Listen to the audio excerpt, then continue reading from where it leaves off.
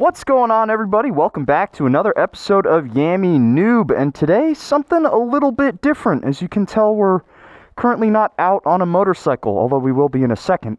And I wanted to talk today about what makes for a good street bike. Why do I pick and choose certain motorcycles over others?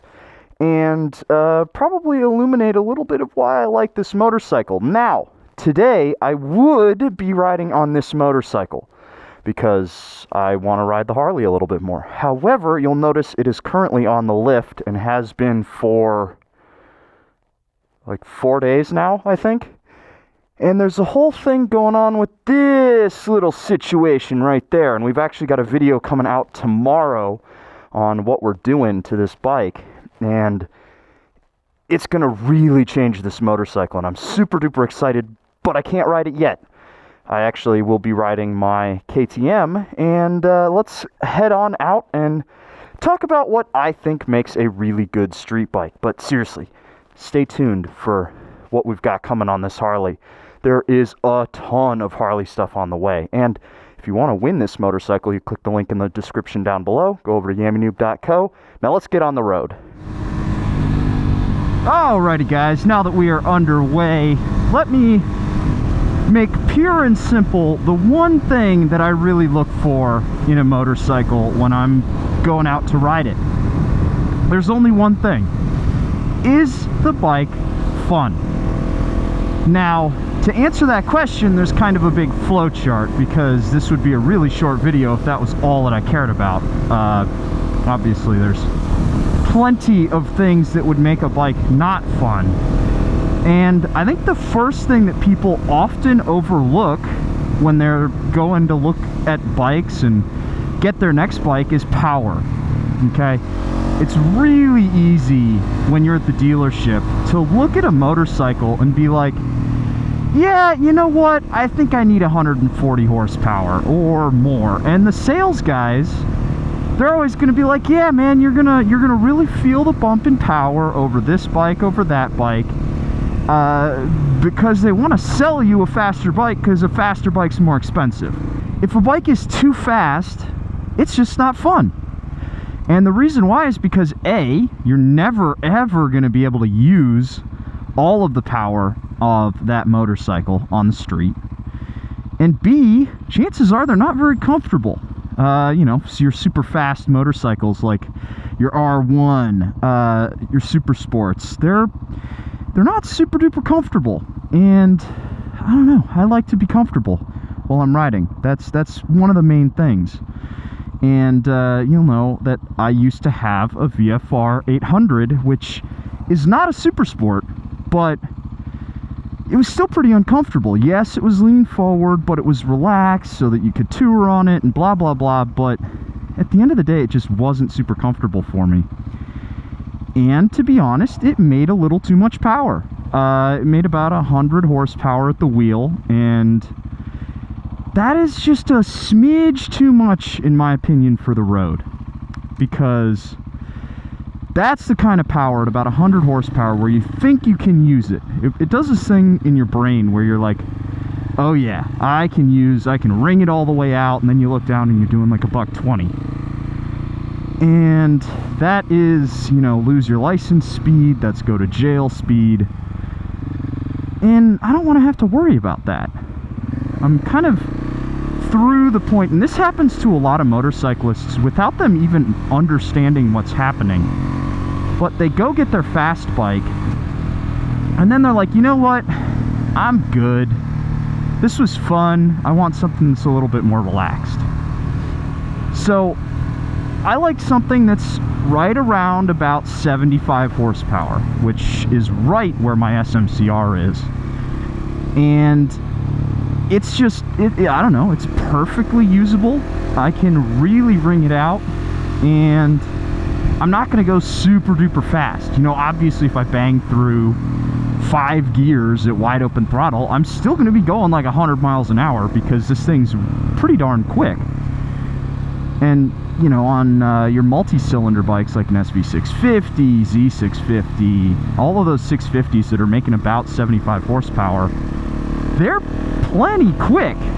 you don't feel like you need to wring out all that power. You just don't.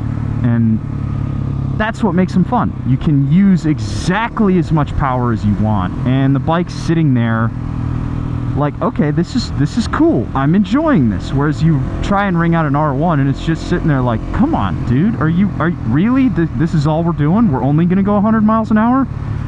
Okay, fine. Are you sure you want, you know, gears 4 through 6? Because you're never gonna use them.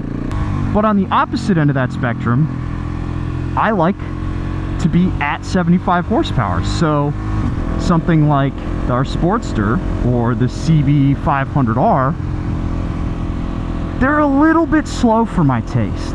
The Sportster I can get with for a lot of reasons, and we'll talk about that in a second, but the CB, it doesn't have the power that I like. So I do need more power than a beginner bike, but I don't need expert bikes, race bike level power. I think 75 horsepower, perfect. Now the next thing that I like about motorcycles, and the things that I look for, is I look for a lightweight bike. My Interceptor was about 500 and, boy, I think it's basically Busa sized. It was like 540, 520, something like that.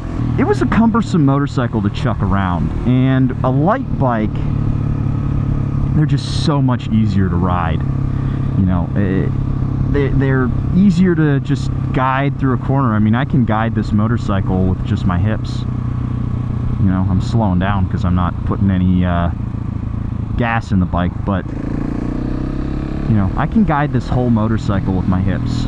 It's really easy to do because it's so light. It also just makes it more fun to whip around a corner. And that's point number 3, is I like a bike that's easy going in a corner. I don't like to be, I really don't push on the street at all.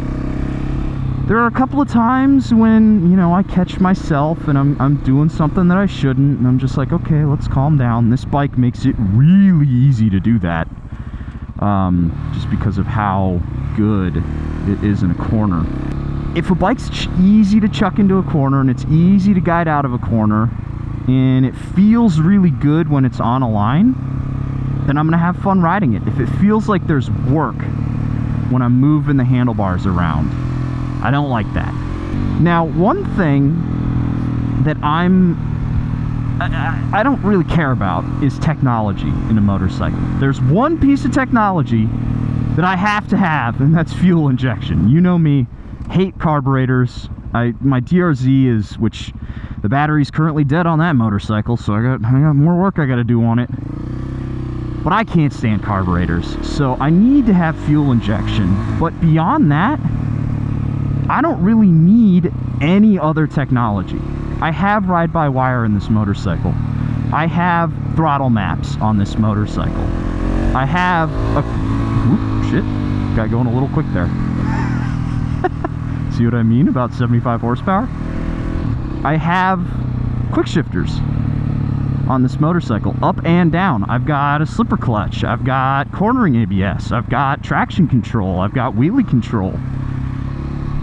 That I don't care about, honestly. I really don't. It's really silly to have all that stuff on this bike, and I like it because of that. I like that kind of chuckle factor, but I don't need all of that stuff. So if you're out there thinking, well, you know, I've got my little beginner bike and it's got ABS, but I want power maps, and I want this, and I want that, and I want this. Really sit down and ask yourself, do I really? Because here's the thing. It doesn't add anything to the experience of riding your motorcycle. All of this technology, it just doesn't do anything for you. You know, sure, a quick shifter makes it easier to shift, but you don't need it. You just don't.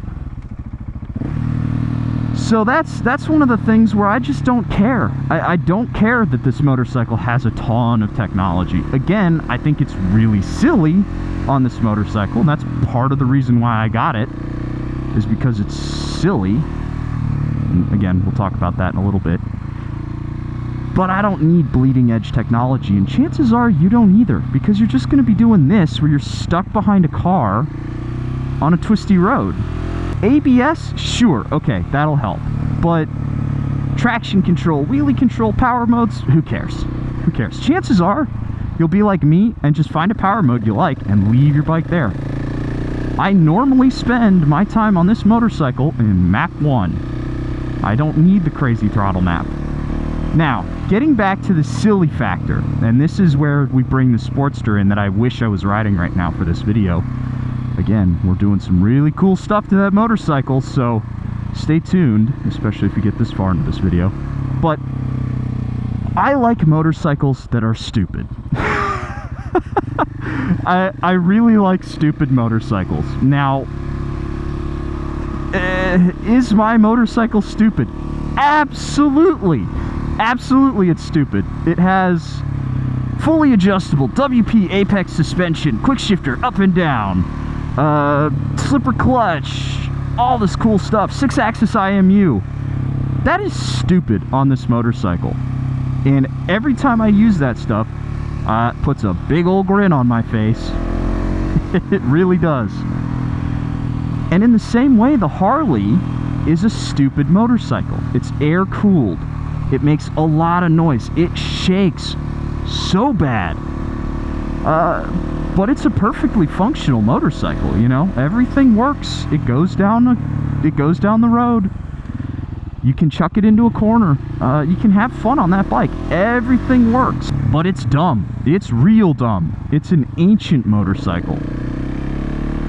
But I love it despite its flaws. And this is something that people really didn't understand in my Why Honda Sucks video. Is no, I don't want a motorcycle to be bad. Is this a bad motorcycle? No. It's just not. Is the Harley a bad motorcycle? Well, that's debatable.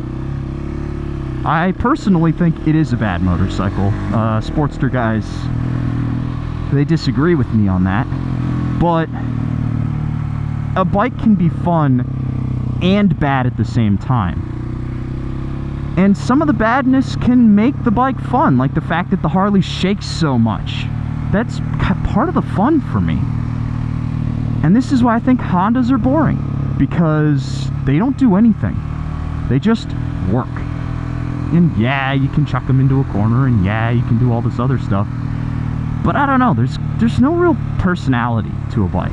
And it's why Yammie loves his Ducati so much, because it's ostensibly an adventure bike. It's like a big, stupid supermoto that weighs 450 pounds, and he chucks it down a dirt road, and it's bad at it. Objectively, it's objectively bad at what it does. It still does it with a plum, because he's a talented rider, and he is really not afraid to throw that bike down some really stupid trails. And my hat goes off to him on that one. But again, I think we can admit the flaws of our motorcycles and still like your bike despite its flaws. And I love this motorcycle despite all its flaws. And it's got a lot of them. It's a single. It vibrates. It just doesn't have much power up top. I could go on and on. Look at that dash, man. But it's just everything else about the riding experience is so chuckle-worthy and so just punchy and inspiring, and it makes me want to get out there and ride. So my advice, if you're sticking with me through the end of this video, my advice to you is go out when you're thinking about getting your next motorcycle. Go out and ride as many as you possibly can. Rent some on Twisted Road, borrow some from your buddies, go to a dealership and schedule a test ride. And really look into different styles of motorcycles. If you started on an R3 and you think you want to keep that, you know, plastic fast look, ride a naked bike, ride a cruiser, just to be sure, just so you can say to yourself, yes, I rode everything. This is the style that I like, and this is the motorcycle in that style that makes me happy. Because at the end of the day, especially if you're an American rider, your motorcycle's a toy. Even if you commute on it every day like I do, it's still a toy. And I know it might offend some people, but I don't know, it's just not a practical vehicle. It's literally just a way for you to go out and do something silly. And I of course acknowledge the fact that I am an extremely privileged person when it comes to riding motorcycles. I get to ride anything that comes through the shop, you know. We've got the MV, which I still haven't ridden, but I rode the Daytona, I rode the Harley, I rode a DRZ, I rode a CB650R. I've gotten to ride so many different bikes. And it's only through that seat time in all these different bikes that I really came to understand why I love this motorcycle. Perfect amount of power, easy to work on, fun and lightweight.